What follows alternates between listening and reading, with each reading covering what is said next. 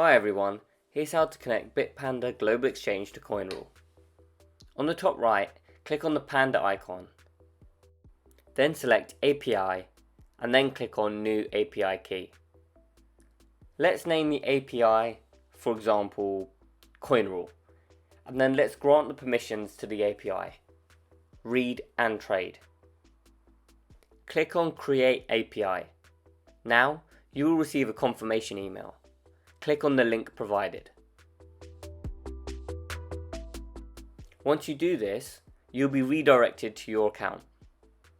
Copy the API key, and now it's time to paste the API into your COINRULE account.